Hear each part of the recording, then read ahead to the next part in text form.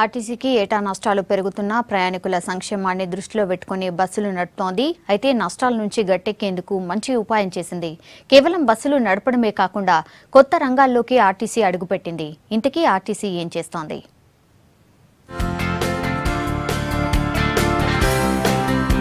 ఆదాయాన్ని పెంచుకుని నష్టాలను తగ్గించుకునే పనిలో పడింది ఆర్టీసీ. ఇందుకోసం ఇప్పటికే ముందుగా బస్టాండ్ల నీళ్ల వ్యాపారం మొదలుపెట్టింది. ఇందుకు బిస్లరీ కంపెనీతోని ఒప్పందం చేసుకుంది. ఆర్టీసీ సింబల్తో బిస్లరీ నీళ్లు అమ్మడంతో చాలా మంది వీటిని కొంటున్నారు. ఆర్టీసీ అంటే నమ్మకం, అభిమానం ఉందంటున్నారు ప్రయాణికులు. ఇంతకుముందు అంతా అన్బ్రాండెడ్ ఉండే, కానీ అది కిల్బే అని ఉండే, అన్ని అందరూ కిన్లే అని తీసుకునేవాళ్ళు.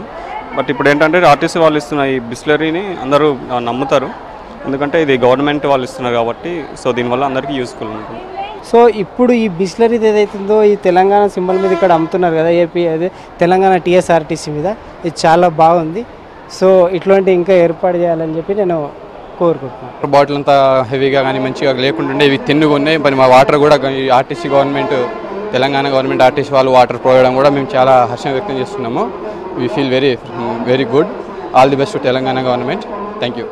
ఖాళీ జాగలను కూడా ఆదాయ మార్గాలుగా చేసుకుంటుంది ఆర్టీసీ. కమర్షియల్ బిల్డింగ్లు, మినీ థియేటర్లు కట్టించడంతో పాటు అవసరమైతే కిరాయికి ఇయ్యాలనుకుంటోంది. ఇప్పటికే కొన్ని జాగలల్లా ఆర్టీసీ సొంతంగా పెట్రోల్ బంకులు నడుపుతుంది. ఈ బంకులతోని ఏటా 50 కోట్లు సంపాదించాలని ఆర్టీసీ ప్లాన్ చేస్తుంది. నీళ్ల వ్యాపారం, మినీ థియేటర్లు, కమర్షియల్ బిల్డింగ్స్, ఖాళీ జాగల లీజుతో ఏటా 100 నుంచి 150 కోట్ల దాకా ఆదాయం వస్తుందని ఆర్టీసీ యాజమాన్యం భావిస్తోంది. ఆర్టీసీ డిపోది కనుక మోసాలు జరగవన్న నమ్మకం మీద వస్తారు.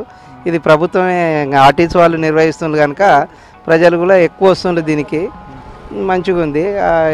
ఈ ఎక్కడెక్కడైతే డిపోలు ఉన్నాయో అక్కడక్కడి జాగాలల్లో కంపెనీ వాళ్ళు, హెచ్పిసిఎల్ కంపెనీ వాళ్ళు పెట్టి మంచి ఫెసిలిటీస్ కూడా ప్రైవేట్ వాళ్ళకంటే మంచి ఫెసిలిటీస్ పెట్టి ఇస్తుండ్రు వాళ్ళు.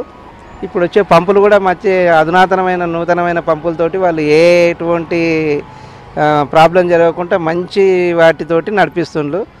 గిరాకీ చూస్తే మటుకు మంచిగానే వస్తుంది. ఆర్టీసీ వాళ్ళదనే ఉద్దేశంతో వాళ్ళు వస్తుండ్రు. ఆర్టీసీ ఆధ్వర్యంలో మొదటి పెట్రోల్ బంక్ను హకీంపేటలో మొదలు పెట్టారు. ఈ పరిసర ప్రాంతాల్లో పెట్రోల్ బంకులు లేకపోవడంతో గిరాకీ బానే ఉందంటున్నారు నిర్వాహకులు. ఆర్టీసీ బ్రాండ్ చూసి చాలా దూరం నుంచి కూడా పెట్రోల్ కోసం వస్తున్నారని చెబుతున్నారు. ఆర్టీసీ నష్టాలను తగ్గించుకునేటందుకు ఇది ఒక మంచి మార్గం అంటున్నారు వాహనదారులు.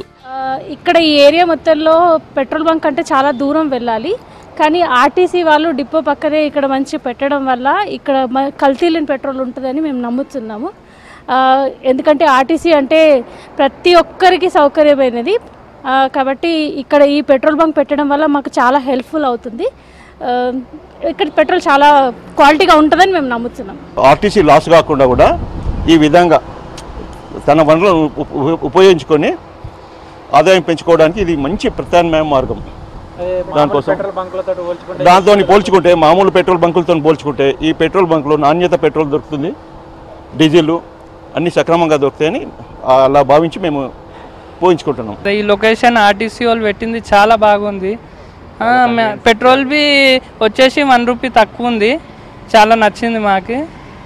ఇంకా మైలేజ్, బండి పికప్, సైలెన్సర్ల పొల్యూషన్ లేదు, ఏం లేదు, చాలా సక్సెస్ఫుల్ ఉంది.